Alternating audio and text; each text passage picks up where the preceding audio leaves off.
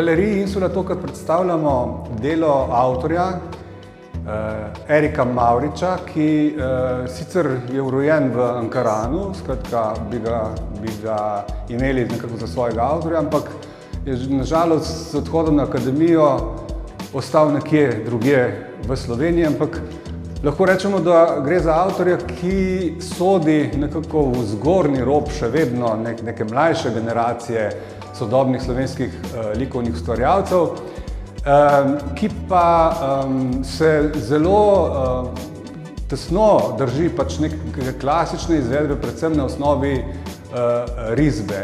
Skratka, gre za slikarstvo, ki ima zelo bogato in močno sugestivnost ravno v tem osnovnem elementu, ki bi mu rekli pravzaprav risba, ki temelji na črti.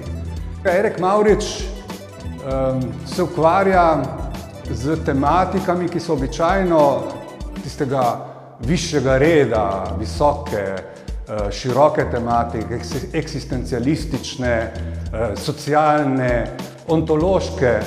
No, tokrat je cikel izgotovljen v tehniki oglja na papirju, bolj intimno zastavljen in je pravzaprav nastal na podlagi neke osebne izkušnje avtorja in nosi naslov Žalostinke.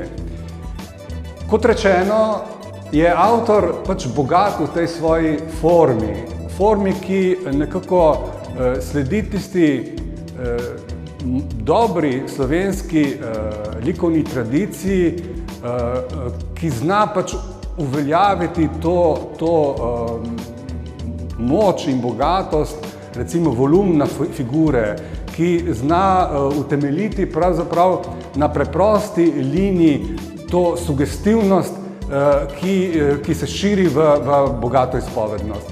No, mislim, da to Erik Mavrič še posebej obvlada, kajti te linije, včasih so to zelo drobne linije, drobne črtice, ki tvorijo neko šrafirno osnovo, pač se razvijajo v izjemno figuralno podobo.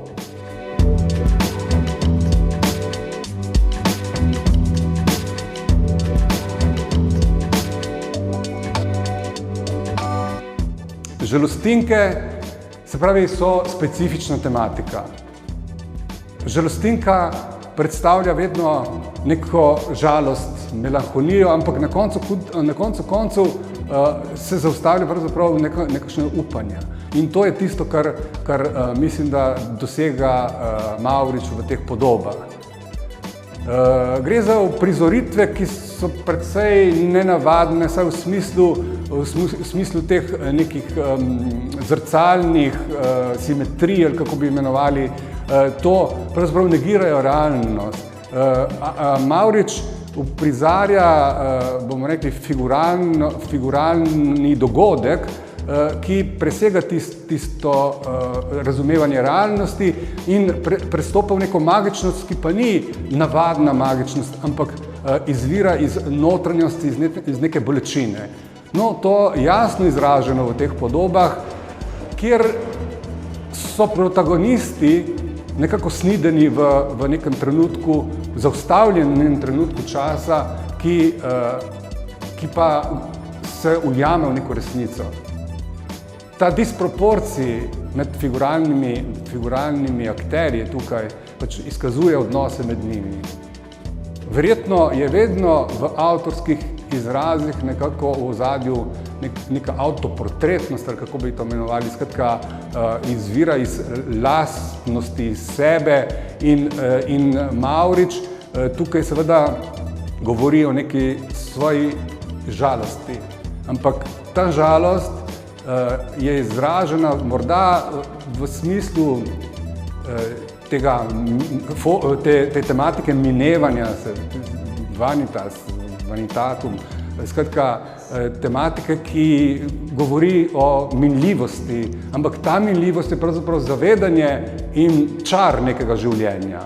Tako imamo občutek pri teh podobah, da to ni končno stanje, ampak Mavrič se zaveda realnosti trenutka izgube, a hkrati vidi v tem nek trenutek dobrega, kajti v zavedanju pravzaprav nekega stanja življenja je to pravzaprav samo del, ki se ne konča, ampak predstavlja nadaljevanje.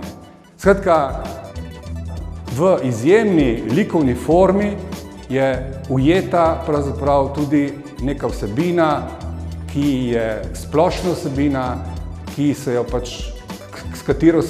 si ne more izogniti nobeno človeško živo bitje in ki nas v njegovem delu nekako umirja, kajti konec koncev to zavedanje predstavlja mir in nadaljevanje